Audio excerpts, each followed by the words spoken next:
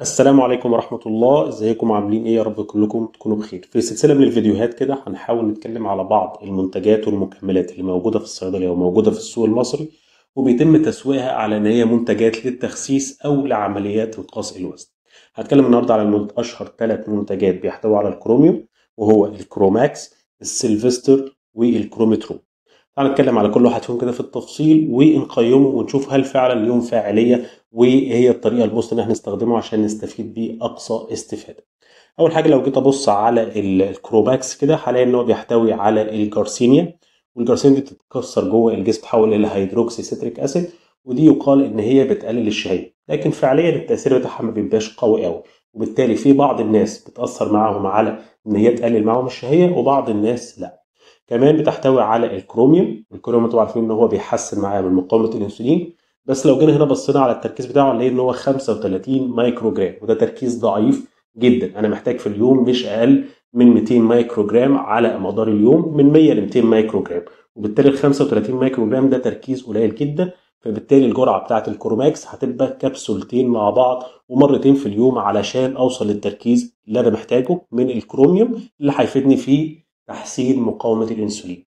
طيب لو جيت بصيت بقى على السيلفستر، السيلفستر برضو في الجارسيني وفي الكروميوم، بس الكروميوم هنا بتركيز 150 مايكرو جرام، وده تركيز معقول ومناسب جدا. لو خدته مرتين في اليوم يبقى انا خدت تقريبا من تركيز الكروميوم اللي انا محتاجه.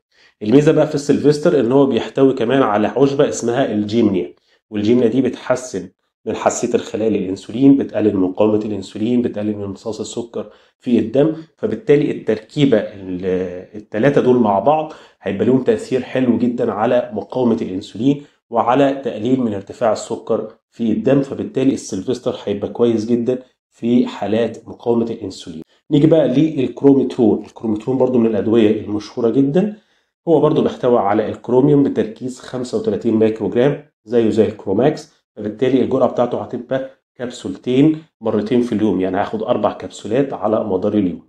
طيب هنا الميزة بتاعته ان هو متخدم عليه بشوية فيتامينات وأحماض أمينية زي فيتامينات ب، والاحماض الامينيه اللي هو الميثيونين والجلايسين والسيستين. والحاجات دي كلها بتبقى كويسه جدا ان هي بتحسن معايا الميتابوليزم بتاع الجسم. فبالتالي ممكن اعتبر الكروميترون ان هو بيحتوي على كروميوم، وكمان مكمل غذائي للفيتامينات والمعادن، وهيفيد شويه في مقاومه الانسولين وفي تحسين التمثيل الغذائي وتحسين الميتابوليزم.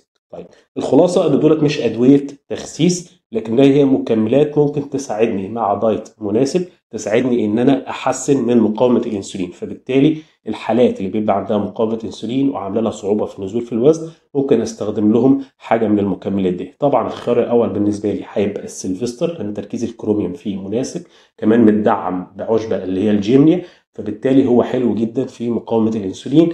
تاني حاجه هيبقى الكروميترون بالجرعه المناسبه اللي هي كبسولتين، واخر حاجه خالص الكروماكس. طيب بالنسبه للسعر، السعر تقريبا كلهم زي بعض. لو اعتبرنا ان انا هاخد من ده الكبسولتين، ده كبسوله وده كبسولتين، فالتكلفه كلها قريبه من بعضها. فبالتالي الترتيب النهائي بالنسبه لي هو السيلفستر، يجي وراه الكروميترون، يجي بعديه الكروماكس. بس خليك فاكر ان اي مكمل غذائي او اي حاجه بتحتوي على منتج طبيعي بنقول ان هي بتدعم في عمليات انقاص في الوزن، هي مجرد عامل مساعد. يعني مش هينفع تاخده وتفضل ماشي على نفس نظام الاكل بتاعك اللي انت ماشي عليه ومستني ان هي تنزلك في الوزن، لا، هي مجرد عامل مساعد مع الدايت اللي انت ماشي عليه.